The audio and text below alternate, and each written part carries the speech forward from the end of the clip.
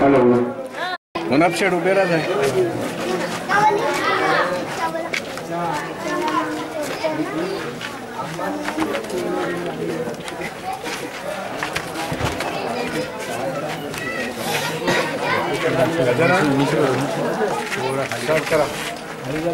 Munaf shade तुम्ही दोन प्रतिक्रिया बोला गजानन सुरुवात करा बोला त्याला पुरे येऊन द्या जाकीर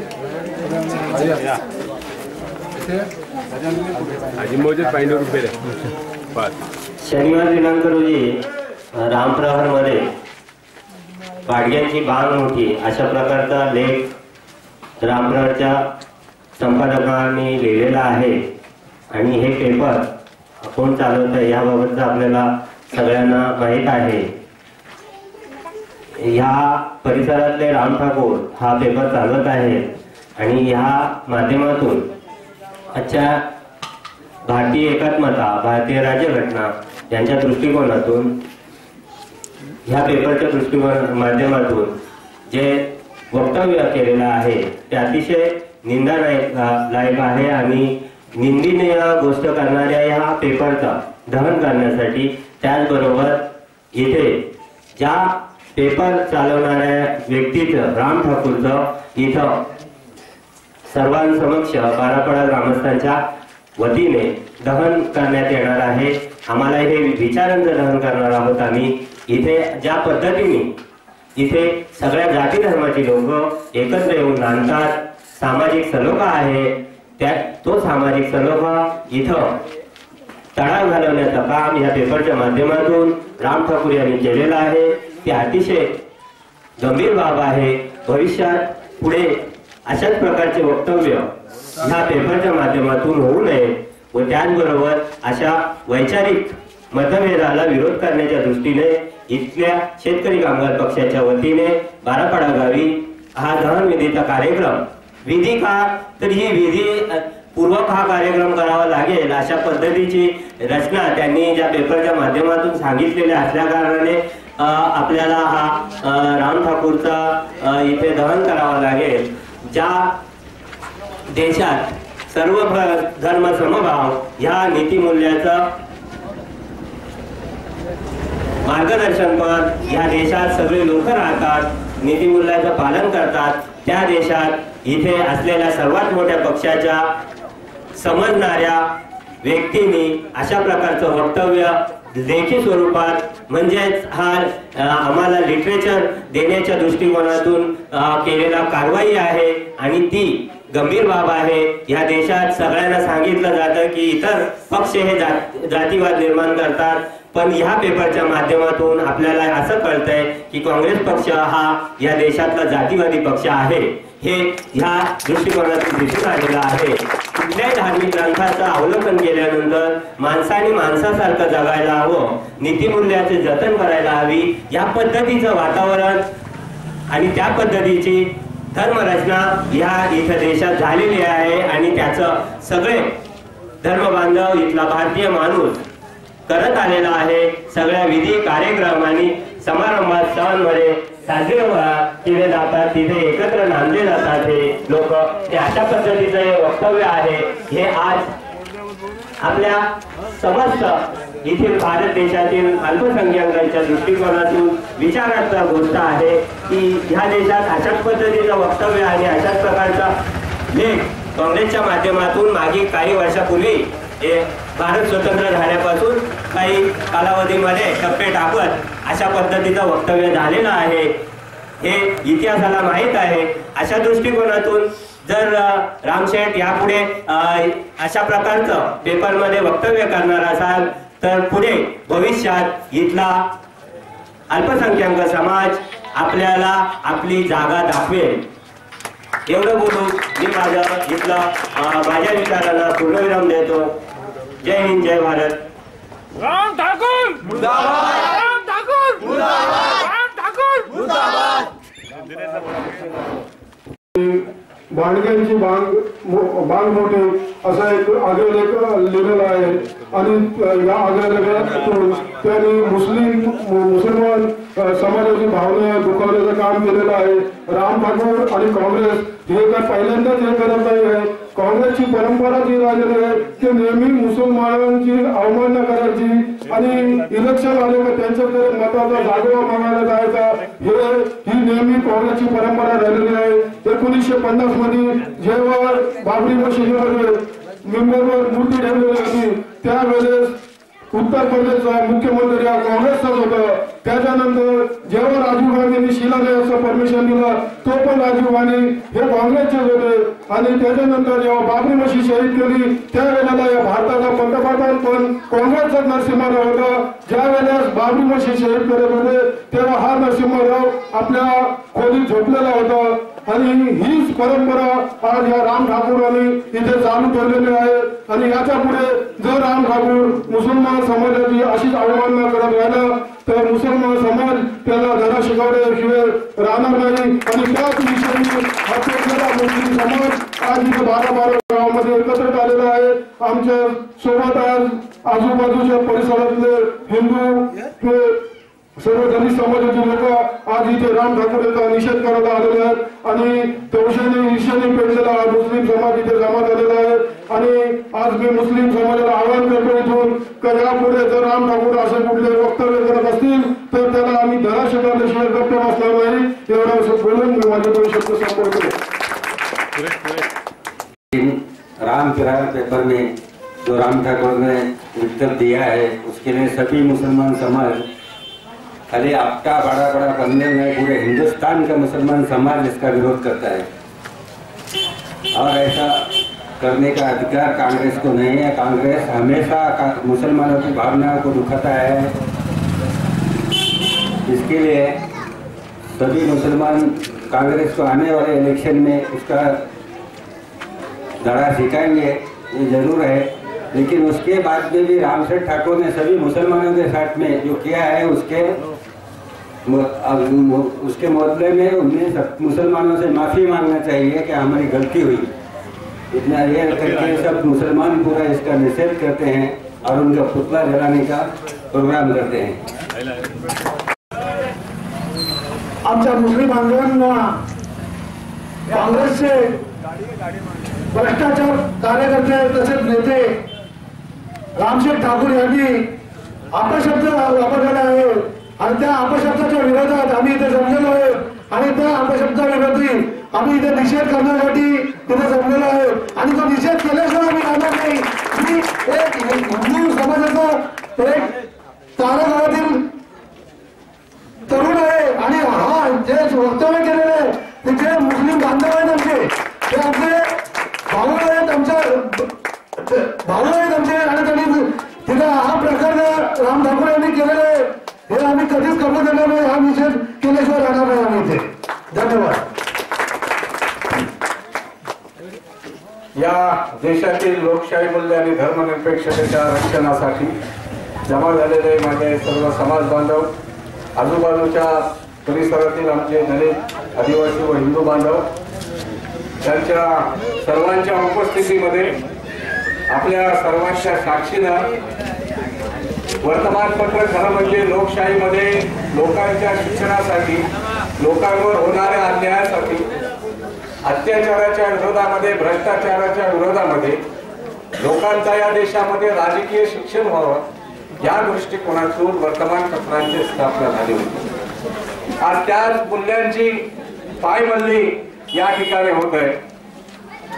राम प्रहारच्या शनिवारच्या आवृत्तीमध्ये संपादकीय लेख लिहिताना त्यांनी स्पष्टपणे असं लिहिलेलं आहे की बाळग्याची बांग मोठी हा वक्तव्य केल्याबद्दल मुस्लिम बांधवांचे जे भावना दुखावल्या आहेत त्याचा मी या ठिकाणी शेतकरी कामगार पक्षाचा महाराष्ट्र राज्याचा अल्पसंख्याक सेलचा अध्यक्ष या नात्यानं तीव्र शब्दामध्ये निषेध करतो। शेतकरी कामगार पक्षाचा जातीपातीच्या राजकारणावर विश्वास नाही, धर्मांतरेच्या राजकारणावर विश्वास नाही। गेल्या 50 वर्षामध्ये शेतकरी कामगार पक्ष या देशामधील जातीवादाच्या विरोधामध्ये, धर्मांतरेच्या विरोधामध्ये, या देशामध्ये एकता, न्याय, समता, बंधुत्व राहावी, शेतकरी कष्टकरी माणसाची एकजूट व्हावी, या देशामध्ये समाजवादी लोकशाही सत्ता स्थापन व्हावी, याच्यासाठी 50 वर्ष ग्रामीण भागामध्ये, शहरी भागामध्ये काम करत आहे। या 50 वर्षाच्या कारकिर्दीमध्ये शेतकरी कामगार पक्षाने कधी असं वक्तव्य केलं नाही। कोणत्याही जातीच्या विरोधामध्ये, कोणत्याही धर्माच्या विरोधामध्ये, कोणत्याही पंथाच्या विरोधामध्ये आम्ही केव्हाही काम केलेलं नाही, भविष्यामध्ये काम करणार नाही। या देशाच्या धर्मनिरपेक्षतेसाठी शेतकरी कामगार पक्षाचा प्रत्येक कार्यकर्ता रस्त्यावर आपला रक्त सांडवायची जर वेळ आली तर ते रक्त देण्याची तयारी सुद्धा प्रत्येक कार्यकर्ता करेल। रामप्राणच्या संपादकाला सांगू इच्छितो की बांग या शब्दाला, बांग हा सर्वसाधारण शब्द नाही। गेल्या 1400 वर्षापूर्वी या जगामध्ये अंतिम प्रेषित हजरत मोहम्मद सल्लल्लाहु अलैहि वसल्लम ने जेव्हा बांगीची प्रथा सुरू झाली, ईश्वराचा अल्लाहचा आदेश आला, त्यावेळेस मक्क्यामध्ये सर्व सहाबींना जमा केले आणि त्यांच्या समोर त्यांनी त्यांच्या कोणत्या नातेवाईकाची निवड केली नाही, मक्क्यामध्ये असलेल्या अरबीची निवड केली नाही, त्यांच्या जावयांची निवड केली नाही, त्यावेळेचे असलेले खलीफ त्यांची निवड केली नाही। त्यांनी निवड केली ती एक गुलाम हबशी हजरत बिलालची। हा उदाहरण याच्यासाठी मी देत आहे की 1400 वर्षापूर्वी हजरत मोहम्मद सल्लल्लाहु अलैहि वसल्लम ने जातीच्या विरोधामध्ये, पंथाच्या विरोधामध्ये, वंशभेदाच्या विरोधामध्ये एका काल्या गुलाम हबशीला अजान देण्यासाठी सांगितला।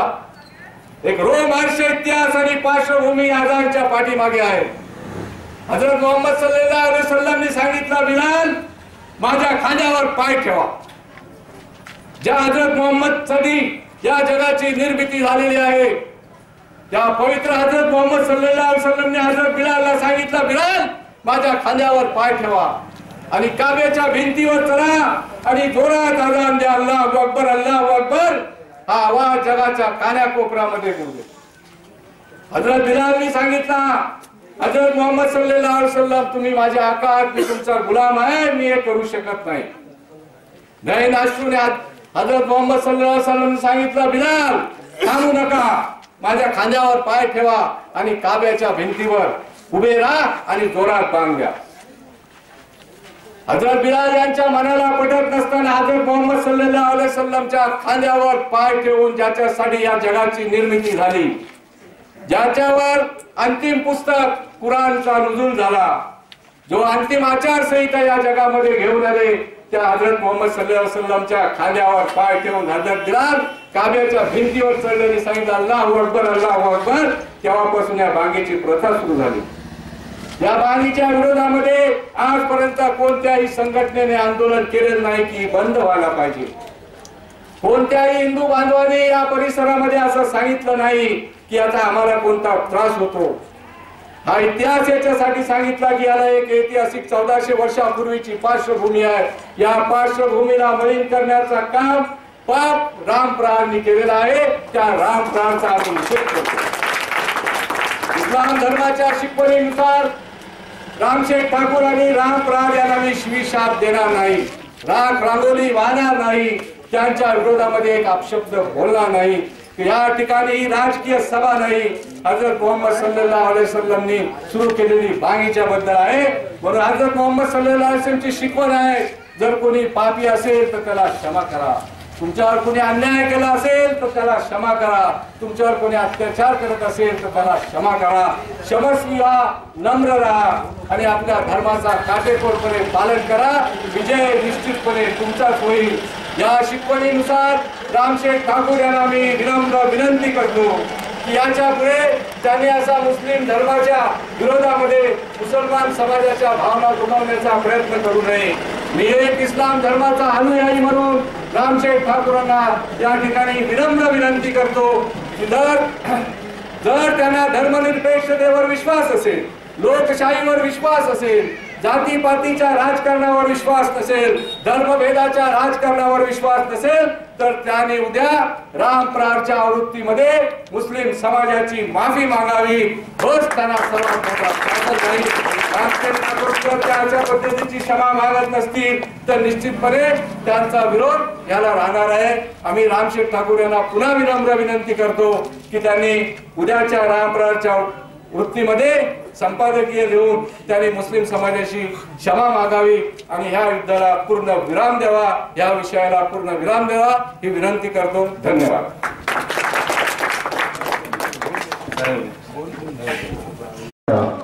पुतळ्याचं दहन आणि ज्या वृत्तपत्रामध्ये लेख देण्यात आलेला आहे त्याचं दहन करण्यात येणार आहे.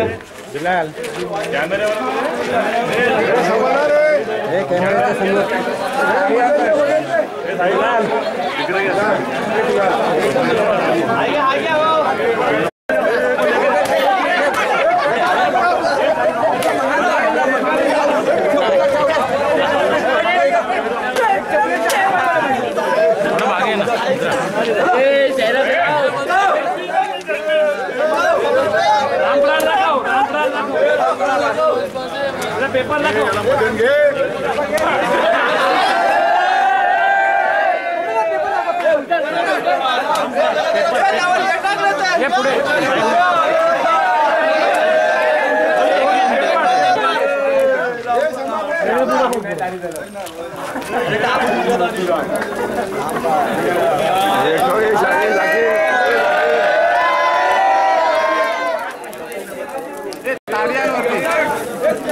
पेपर टाकतो.